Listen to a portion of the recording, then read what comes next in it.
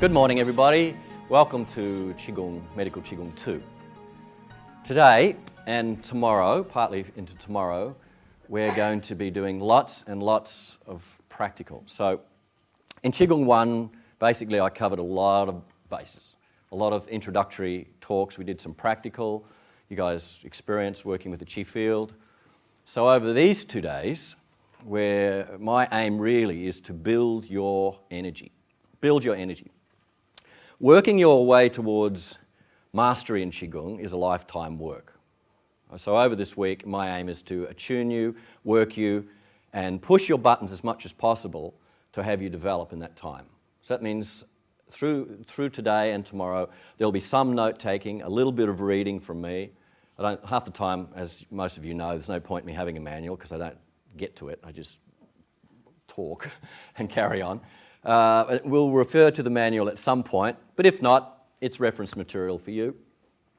My aim is to cover, hopefully, what's in there and more, and to get you working. So in 2, my aim is to solidify your understanding of the physical aspects of Qi. Working with the cosmos, working with the earth, working with the electromagnetics, and working to strengthen and develop a sense of the energy in your body. In 3, our aim is to guide you more towards understanding working with breath, and in mastery, we're combining everything and opening up to the spiritual realms as well. At this level, a lot of the work is on posture. So we'll be guiding you through different techniques, making you work hard in Qigong. So we'll be doing lots of practical, and I'll be correcting techniques and assisting you to understand the differences and the subtle differences in posture, how you hold yourself, and how to gain the most out of your practice in the shortest possible time, so that you're not wasting your time doing your Qigong practice. So since the last series, a few of you were in the last series until now, which is most of a year, 2/3 of a year, I'm so glad that you've practiced hard every day, and from 11 p.m. to 1 a.m. in the morning, you've done your Qigong practice. At 5 to 7 in the morning, you've got up and you've worked very hard, and you've run here this morning.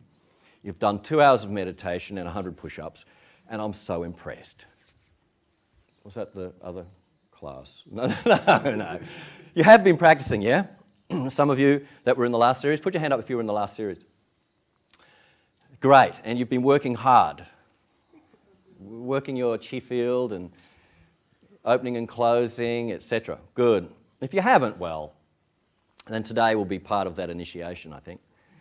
So let's recap a little bit and talk about basics. Qi, energy, literally translated breath. So we don't have really a correct translation for Qi. It means many things to the Chinese. It can be vapor, it can be energy, it can be breath. But to us in the West, we associate Qi now a lot with vital force, the vital force of the body. Gong means skill or work or an ability to do something. So, for example, we talked about this when I did Qigong last time, that Kung Fu or Gong Fu means a skill developed over time. So Gong means skill, it means work. Anything that's done well means that you have good Gong Fu. So if you develop your skill as a calligrapher or as a poet or as a musician, and you do this with your heart and you put your whole passion into it, well then you will develop over time a sense of deep Gong Fu. So the Chinese would say to you, if they see you with this skill or hear you play music, that you have very deep Gong Fu. Which means that you've spent time and effort in practicing these skills.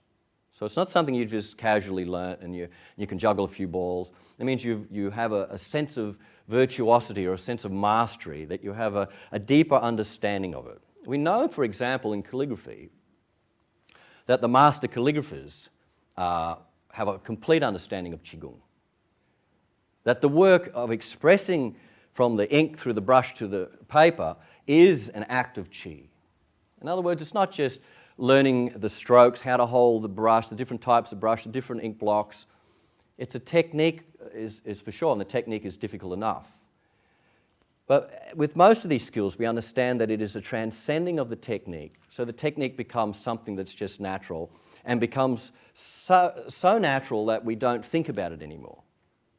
We do this ourselves when we're driving a car. If we've got an itch, we just scratch it. We don't bring our brain to that and go, I have an itch on my face, bring up my left hand, bring out my finger and scratch it. It becomes automatic because it's something we've developed over time. And we're very capable of doing it without being distracted from our driving. Well, hopefully. The same as with the calligraphers, that they're not thinking of the technique anymore. There's no thought of, oh, have I got the brush in the right position? Have I got the right mixture of ink? It's all done. They've mastered that. It's easy. So then it becomes an expression of the moment, an expression of the chi of now, or whatever image the calligrapher has been meditating upon. They might today have a sense that I'm going to meditate with the mountains. And so when they're doing their calligraphy, they're expressing, they are the mountain, and they're expressing the chi of the mountain. So once it's on the canvas or on the paper, what we have out of that is something very different to a picture. We have a picture, for sure. Beautiful picture. And for most people, oh, lovely, isn't that beautiful? Isn't that lovely seeing the water? And I love the way the mountain and the softness and the clouds and little birds. So we see it that way. For those of you who have done Qigong training and have sensitivity to energy, will see something else. That you will see not only the exquisite craftsmanship and illegible signatures, even to the Chinese, some of the signatures are, I don't know what that says. But you will get something else from it, that it has a power that will not fade over time, even if it's photocopied or reproduced, that the chi will stay there through time.